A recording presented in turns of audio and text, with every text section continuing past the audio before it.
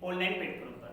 देखिए केमिस्ट्री का आज आपके लिए एक नया चैप्टर लेके आया हूँ जो है 5th नंबर चैप्टर आपका, जिसका नाम है पृष्ठ रसायन।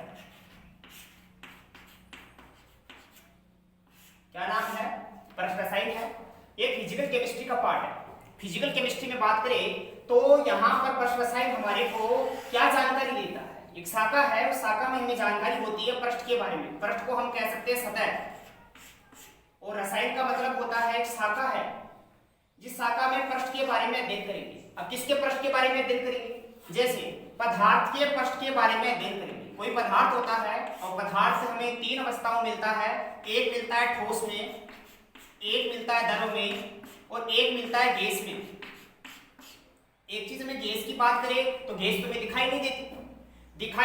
जो चीज दिखाई नहीं दे रही तो उसका कोई पृष्ठ नहीं होता, पहली चीज तो। दूसरा हमारे है द्रव। लिक्विड कोई भी है, चाहे दूध है, जल है, तेल है, उसका पृष्ठ जरूर होता है ऊपर की तरफ, सतह होती है। सतह है मतलब पृष्ठ है।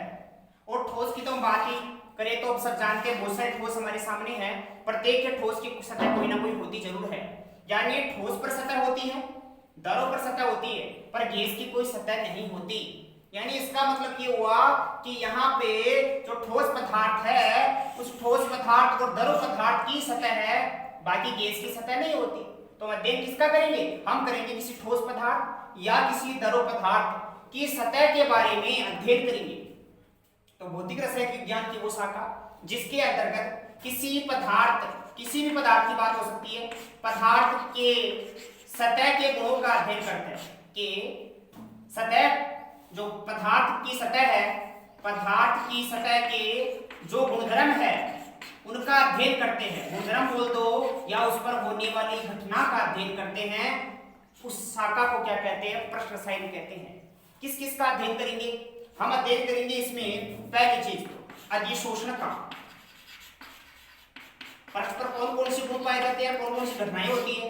एक घटना तो होती है अधिशोषण, दूसरी घटना होती है उत्प्रेरण, और तीसरी घटना होती है कोलाइड।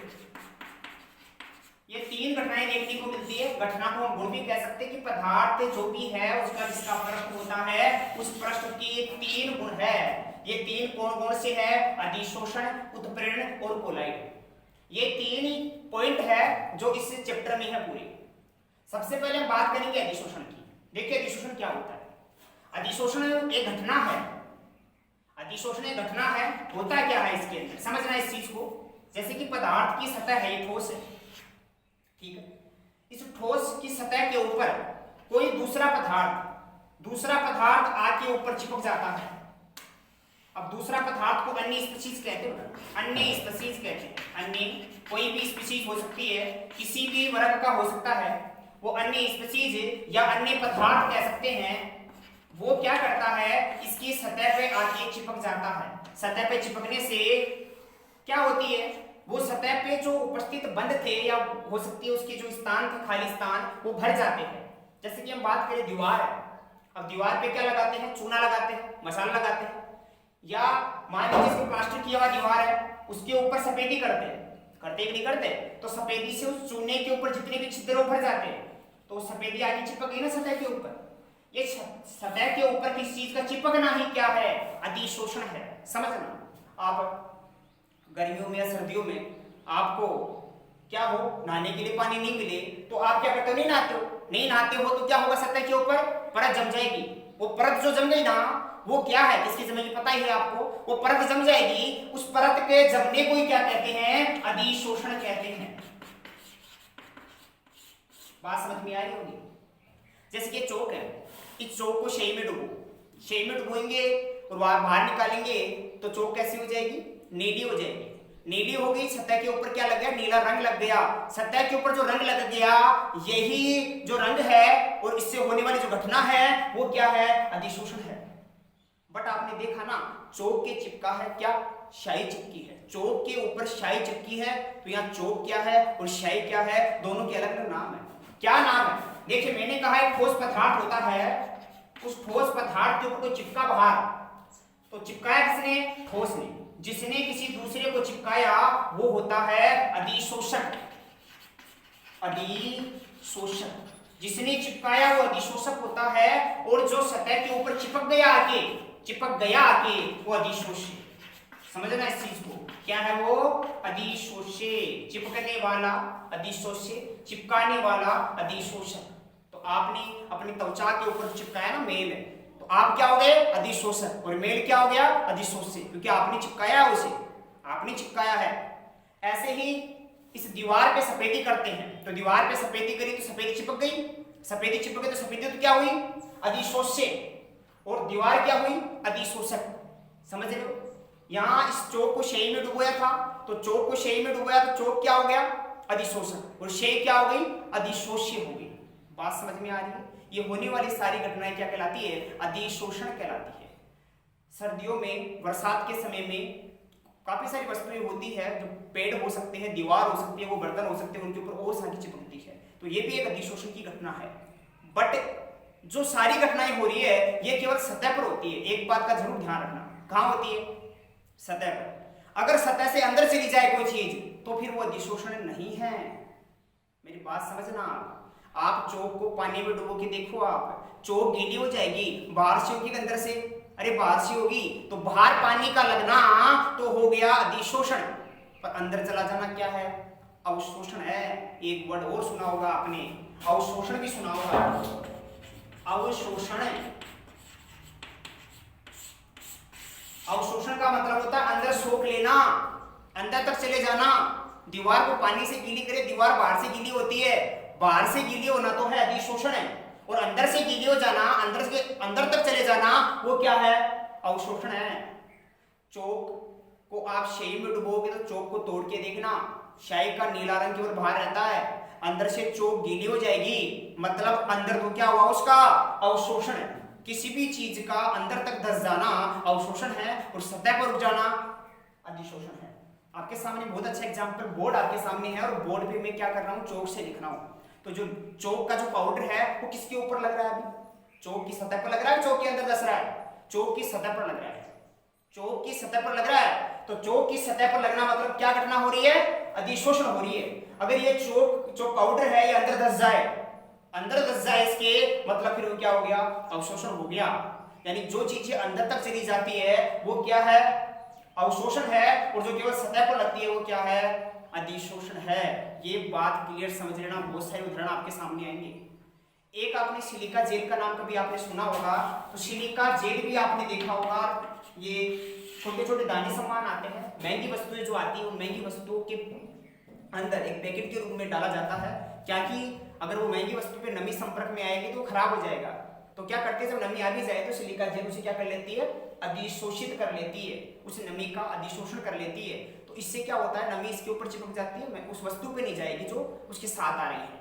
तो इसको सोखने का काम, और सोखने का मतलब सतह पर लगाने का काम, सोखेगा नहीं, सतह पर लगाने का काम, इसके ऊपर अपनी सतह के ऊपर लगाने का काम किसका है? सिलिका जेल का। ये क्या है? Silica gel. तो सिलिका जेल द्वारा नमी का, किसका? नमी का भी क्या होता है? अधिशोषण होता है, ना कि अवशोषण होता है। बात समझना इस चीज को। दूसरी चीज, यह सिलिका जेल जो है ना वो काम करेगा अधिशोषक का। क्या है सिलिका जेल? अधिशोषक। पूछ लेगा आपको अधिशोषक कौन है इसमें? Silica gel. और नमी क्या है? तो अधिशोष्य। नमी अधिशोष्य है, याद रखना इस घटना को बेटा अधिशोषण कहते हैं। ये घटना है अधिशोषण की। कैल्शियम क्लोराइड से चौक बनती है, कार्बोनेट से भी बनती है। अब चौक को पानी में डुबोगे तो बताओ क्या होगा? चौक का, चौक के सतह के ऊपर भी पानी लगेगा, और क्या लगेगा? अंदर तक भी जाएगा। अब आपने देखा ना इस चौक के साथ क्या हुआ? अरे चौक का अधिशोषण, चौक के ऊपर एक घटना देखने को मिली, अधिशोषण भी हुआ, अंदर चला गया मतलब अवशोषण भी हुआ। और एक बात का जरूर ध्यान रखना, अगर किसी वस्तु के ऊपर अधिशोषण भी हो रहा हो, अवशोषण भी हो रहा हो, जैसे चौक के साथ हो रहा था, दोनों घटनाएं साथ में हो जाए तो इसका हाल बुरा है, इसलिए इसे शोषण कहते हैं। याद रखना, प्रश्न पूछा जाता है शोषण किसे कहते हैं? तो किसी पदार्थ करे अधिशोषण और अवशोषण का साथ साथ होना, एक साथ होना शोषण कहलाता है। क्या कहलाता है? शोषण। समझ रहे हो? एक चीज और बता दो आपको, यदि बाय द वे मान लो एक नमी आई, नमी लग गई, और नमी धूप की वजह से हट भी जाती, मैंने बताया था बाहर बेंच पड़ी है, खुले में नमी आ जाती है, ओस आ जाती है उसके ऊपर, पर धूप आते वापस से उड़ जाती है। अब उड़ जाना क्या है? चिपकना तो अधिशोषण है, अंदर जाना अवशोषण है, दोनों साथ हो जाए शोषण है, पर हट जाना विशोषण है। बातें समझना, एक वर्ड ध्यान रखना, विशोषण, वापस हट जाना किसी का विशोषण कहलाता है। बोलो क्या कहलाता है? विशोषण कहलाता है। यानी यहां से उसका सतह से किसी पदार्थ को चिपका था, अलग से आके उसका हट जाना विशोषण है। एक महीने बाद में आप ना लेते हो, ना लेते हो मतलब मेल का क्या कर दिया आपने? विशोषण कर दिया। समझ गए क्या? और मेल अंदर तक चला गया तो अधिशोषण हो गया, सतह पे चिपक गया, मतलब मेल ने आपका शोषण कर लिया। तो इसलिए नया करो बच्चों टाइम पे। तो दूसरी चीज आपको पता होना चाहिए, विशोषण क्या है, अधिशोषण क्या है, अवशोषण क्या है और शोषण क्या है। ठीक है, ये घटना एक क्रम है कि जो पढ़ रहे हैं। एक चीज आपके दिमाग में ये आ रही होगी कि ये चिपकता क्यों है। अब बोर्ड का ही समझ लो आप, ये बोर्ड पे क्यों चल रहा है ये। जैसे आपके पास बर्तन होते हैं, स्टील के बर्तन हैं, उन पे चोक चलाओ आप, नहीं चलेगी, नहीं चलेगा। कपड़े पे चलाओ चलेगी, कपड़े पे चलाओ चलेगी, टाइल वगैरह लगा रखी है तो उस पे नहीं चलेगी, मार्बल पे नहीं चलेगी, पर बोर्ड पे चल रही है चोक। बोर्ड को अगर महसूस करिए तो बोर्ड कैसा होता है? चिकना होता है। सॉरी, जो दीवारें वगैरह होती है जिस पे नहीं चलता वो चिकनी होती है, पर बोर्ड खुरदरा होता है। बोर्ड कैसा होता है? खुरदरा। और खुरदरी वस्तु का मतलब है उस पे गड्ढे है, मतलब अरे नन्हे नन्हे क्या होते हैं उसके ऊपर गड्ढे, और नन्हे नन्हे गड्ढे जो है ना, इस गड्ढों की वजह से चौक चल पा रही है। बोर्ड की भी सतह को स्पर्श करोगे तो लगने में चिकनी लगेगी, पर बहुत छोटे छोटे महीन छिद्र है। उन छोटे छोटे छिद्रों की वजह से, इन छोटे छोटे छिद्रों की वजह से क्या होता है कि ये चौक आसानी से बोर्ड पे चल पा रही है। अगर ये छिद्र ना होते ना तो नहीं चल पाती। इसलिए जहां जहां आपको खालिस्तान नजर आ रहे हैं उन्हें अंतरापृष्ठ कहते हैं। क्या कहते हैं? अंतरापृष्ठ। देखिए ये पृष्ठ जो है उसे अंतरापृष्ठ कहते हैं, उसके ऊपर जो खालिस्तान आपको नजर आ रहे हैं उन्हें सक्रिय केंद्र कहते हैं। याद रखना, उन्हें सक्रिय केंद्र कहते हैं। सक्रिय केंद्र को संयोजकता भी कहते हैं। किसी भी पृष्ठ की संयोजकता कहते हैं उसे। क्या कहते हैं? संयोजकता। बोले तो वो बंद बना सकता है। अगर इस बोर्ड को चिकना कर दे तो फिर चौक नहीं चलेगी। इसलिए जो चीज खुरदरी है, खुरदरी में खालिस्तान है मतलब उस पर आसानी से चल सकता है। तो उस पृष्ठ को तो कहते हैं अंतरापृष्ठ। खुरदरी सतह वाले पृष्ठ को कहते हैं अंतरापृष्ठ, पूरा पृष्ठ। और उस पृष्ठ के ऊपर खालिस्तान हो, मान लीजिए कोई संयोजकता हो, या संयोजकता मतलब गड्ढे हो, तो उन पे चल सकते हैं आसानी से। तो उसे क्या कहते हैं? उसकी संयोजकता या सक्रिय स्थल कहा जाता है। बात समझ पा रहे हो? तो ये हुआ सारा का सारा अधिशोषण के बारे में बेसिक जानकारी। अब बात करते हैं, आपने ये अंतर समझ में आ गया होगा अधिशोषण अवशोषण में क्या अंतर है। ठीक है, ये आपको ध्यान रखना है। अंदर का होता है मतलब पृष्ठीय घटना है, अंदर की घटना मतलब अधिशोषण घटना है, सतह के ऊपर मतलब अधिशोषण घटना है। अवशोषण का मतलब तो हुआ अंदर तक, अवशोषण का मतलब तो हुआ बेटा अंदर तक, अवशोषण अंदर तक, और अधिशोषण मतलब केवल सतह पर। तो ये तो पृष्ठ घटना है। कैसी घटना है? पृष्ठीय, पृष्ठ पर होने वाली पृष्ठीय घटना अधिशोषण है। जबकि अंदर का होता है स्थूल घटना है। अंदर वाले भाग को क्या कहते हैं? स्थूल भाग कहते हैं। तो इसको स्थूलीय घटना कहते हैं। स्थूल में होती है, अंदर होती है अवशोषण की घटना। तो दोनों में अंतर आपको समझना एक चीज तो। ठीक, हम सारा अवशोषण के बारे में नहीं पढ़ रहे। अवशोषण क्रम तो अधिशोषण से अपोजिट है या थोड़ी सी अलग है, इसलिए मैंने पढ़ा है, बताया है आपको। बट यहाँ पर हम बात करेंगे सारी के सारी अधिशोषण के बारे में, पूरी घटना अधिशोषण के बारे में। अधिशोषण कौन कौन से प्रकार का होता है, कैसे कैसे होता है। मुख्यतः दो प्रकार का अधिशोषण पहले तो पढ़ेंगे। दो प्रकार का अधिशोषण कैसे कैसे, यानी किसी में अधिशोषण ज्यादा जिसमें कम होता है। तो उस कैटेगरी के आधार पे अधिशोषण को दो भागों में बांटा गया है। एक को तो नाम से पता चल जाएगा, धनात्मक अधिशोषण। कौन सा अधिशोषण? धनात्मक अधिशोषण। धनात्मक मतलब वो अधिशोषण जिसमें अधिशोषण बहुत ज्यादा हो रहा हो, चिपके जा रहा है, चिपके जा रहा है, चिपके जा रहा है, बहुत ज्यादा चिपक गया, उसे तो धनात्मक कहते हैं। लिमिट से भी ज्यादा चिपकना सतह पर किसी चीज का, वो तो होता है धनात्मक। और जहां पर कम चिपके उसे कहते हैं ऋणात्मक। जो ना चिपकना नहीं होता है, कम चिपकना। ऋणात्मक अधिशोषण मतलब किसी पदार्थ का बहुत कम चिपकना। जैसे कि चिकनी पदार्थ पर कलर नहीं होता है, चिकनी चीजें हैं उन पे कलर नहीं होता है। लोहे पे कलर हो जाएगा, ठीक है, लकड़ी पे कलर हो जाएगा, ठीक है। स्टील के बर्तन पे कलर आसानी से नहीं चिपकता है क्योंकि वो चिकना है। क्या है? चिकना है, और चिकनी वस्तुओं पे कलर आसानी से नहीं लगता। चिकनी वस्तु पे लिखा भी नहीं जा सकता, चिकनी वस्तु पे कोई चीज चिपकती भी नहीं है, सतह का खुरदरा होना जरूरी है, जितनी ज्यादा खुरदरी होगी ना वो उतना ही ज्यादा चिपकेगा, बोले वहां धनात्मक अधिशोषण होगा। और जहां चिकना है वहां पर कुछ नहीं रुकेगा, बहुत कम रुकेगा, मतलब वहां ऋणात्मक अधिशोषण है। तो दो प्रकार का अधिशोषण तो ये हो गया, ठीक। ये तो केवल ज्यादा और कम के आधार पे है, परंतु एक चीज समझो आप, इस बोर्ड के ऊपर चोक लगी हुई है, ये नीचे नहीं गिरेगी जब तक इसको हम क्या नहीं करेंगे, साफ नहीं करेंगे, और साफ करने से उतर जाएगी। यानी इस बोर्ड के और चोक के पाउडर के बीच में एक बॉन्ड बना है, बंध बना है, वो बंध जब तक टूटेगा नहीं ना तब तक ये सारे अक्षर उतर के नीचे नहीं गिरेंगे। यानी अधिशोषण और किसके बीच, इस चोक और बोर्ड के बीच, बोले तो अधिशोषक और अधिशोष्य के बीच एक बंध बन चुका है। जो बंध बन गया ना वो बंध जब तक नहीं टूटेगा तब तक विशोषण होगा ही नहीं। यानी बंध कैसे बनता है, बंध मजबूत भी हो सकता है परमानेंट ही हो जाए। जैसे कलर कर दो इसके ऊपर, आप कलर उतरेगा क्या, नहीं उतरेगा, मतलब कलर के साथ कैसा बॉन्ड बना है, प्रबल बंध बना है। और अगर मैंने चौक से लिखा तो चौक उतर जाएगी, मतलब कैसा बॉन्ड बना है, दुर्बल बंध बना है। तो यानी बॉन्डिंग के आधार पर अधिशोषण फिर से आगे दो प्रकार का होता है, ठीक। एक कौन सा, भौतिक, और एक कौन सा, रासायनिक।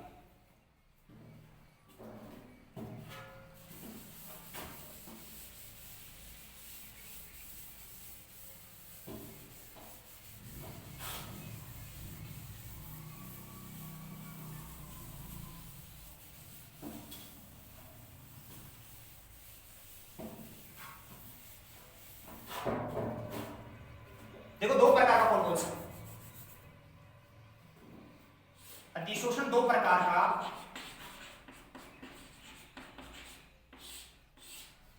एक तो होता है भौतिक और एक होता है रासायनिक। भौतिक का एक दूसरा नाम है वान डेर वाल अधिशोषण। वान डेर वाल अधिशोषण, वान डेर वाल इसलिए नाम पड़ा है इसका कि इस अधिशोषण में उनके बीच बंध कैसे बनेंगे, दुर्बल बनेंगे। बंध कैसे बनेंगे, दुर्बल बनेंगे। रासायनिक का मतलब होता है, सीधी सी बात है, प्रबल बंध बनेंगे। और इसका एक और नाम है लेग म्यूर, लेग म्यूर अधिशोषण, साइंटिस्ट का नाम है वैसे। और ये अधिशोषण जो होता है वो प्रबल होता है। प्रबल कैसा कि एक स्थायी होता है, ये अधिशोषण स्थायी होता है, स्थायी अधिशोषण है। ये कैसा है, अस्थायी अधिशोषण है। बोले तो इनमें थोड़ा सा अंतर है। किस चीज का अंतर है, बॉन्डिंग का अंतर है, बंध बनने का अंतर है। बंध कैसे बनता है वो तो आपको मैं अगली क्लास में बताऊंगा। आज के लिए इतना ही।